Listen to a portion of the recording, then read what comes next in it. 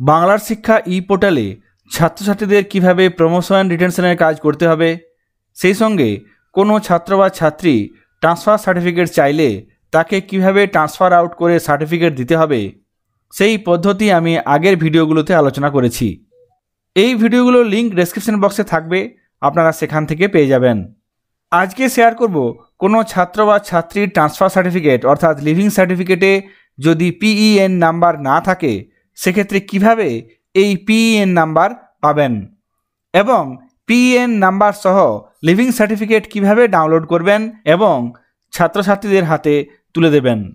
Promotion রিটেনশনের কাজ করার পর শেষ ক্লাসের লিভিং সার্টিফিকেট জেনারেট হয়েছে।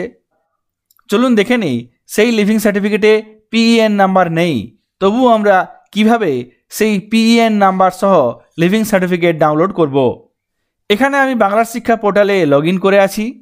এরপর এখানে লিভিং সার্টিফিকেটগুলি দেখার জন্য বাম দিকে যে অপশানগুলি আছে তার মধ্যে থেকে স্টুডেন্ট প্রমোশন ট্রান্সফার এই অপশানটিতে ক্লিক করব।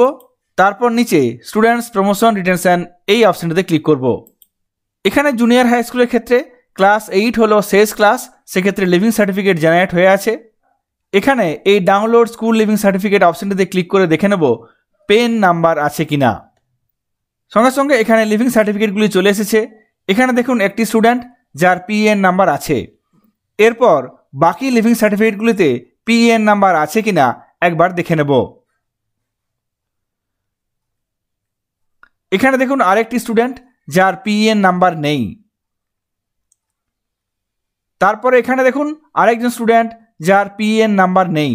সুতরাং দেখতে পাচ্ছি লিভিং সার্টিফিকেট ডাউনলোড করতে গিয়ে সমস্ত স্টুডেন্টের ক্ষেত্রে পিইএন নাম্বার নেই।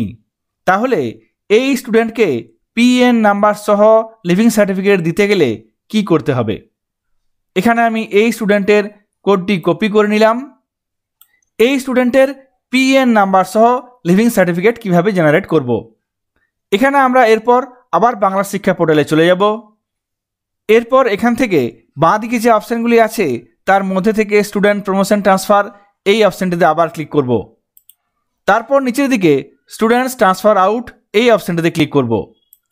এখানে দেখুন স্টুডেন্টস ট্রান্সফার আউট এই পেজে যে সমস্ত ছাত্রছাত্রীদের ট্রান্সফার আউট করা হয়েছে বা লিভিং সার্টিফিকেট দেওয়া হয়েছে তাদের নাম এখানে থাকবে। আমি যে স্টুডেন্টের কোডটি কপি করেছি সেই স্টুডেন্টকে সার্চ করার জন্য ডান দিকেই সার্চ বক্সে এটি পেস্ট করে নেব। সঙ্গে সঙ্গে সেই স্টুডেন্টের নাম এখানে চলে আসবে। আমরা দেখেছি এই স্টুডেন্টের লিভিং সার্টিফিকেটে পিইএন নাম্বার নেই। এর ক্ষেত্রে কিভাবে পিইএন নম্বর সহ লিভিং সার্টিফিকেট পাবো? এই ক্যান্ডিডেটের একেবারে ডান দিকে দেখুন ট্রান্সফার সার্টিফিকেট একটি অপশান আছে। এই কলামের নিচে ঠিক ডাউনলোড একটি অপশান আছে। এখানে এই ডাউনলোড অপশানটিতে ক্লিক করব। সঙ্গে সঙ্গে দেখুন এই ক্যান্ডিডেটের জন্য লিভিং সার্টিফিকেট চলে এসেছে এবং এক্ষেত্রে পিইএন নাম্বার আছে। প্রমোশন রিটেনশন পেজে আমরা একসঙ্গে যে সমস্ত লিভিং সার্টিফিকেট ডাউনলোড করেছি সেখানে এই ক্যান্ডিডেটের পিইএন নাম্বার ছিল না, কিন্তু ট্রান্সফার আউট পেজে গিয়ে এই ক্যান্ডিডেটের জন্য আলাদা করে লিভিং সার্টিফিকেট ডাউনলোড করলে দেখা যাচ্ছে এক্ষেত্রে পিইএন নাম্বার আছে। কোনো ক্যান্ডিডেটের যদি পিইএন নাম্বার না থাকে সেক্ষেত্রে ট্রান্সফার আউট পেজে গিয়ে আলাদাভাবে আপনাকে এই লিভিং সার্টিফিকেট ডাউনলোড করে নিতে হবে। এই সমস্যা কেন হচ্ছে সেটি হয়তো পোর্টালের প্রবলেম। লিভিং সার্টিফিকেট একসঙ্গে ডাউনলোড করলে সেক্ষেত্রে পিইএন নাম্বার আসছে না, আবার আলাদা করে ডাউনলোড করতে গেলে সেক্ষেত্রে পিইএন নাম্বার আসছে। পোর্টালে এই সমস্যাটি আছে। তবে এই সমস্যা কিভাবে দূর করতে হবে সেই পদ্ধতিটি আপনাদের সঙ্গে শেয়ার করলাম। সকলে ভালো থাকবেন, সুস্থ থাকবেন। ধন্যবাদ।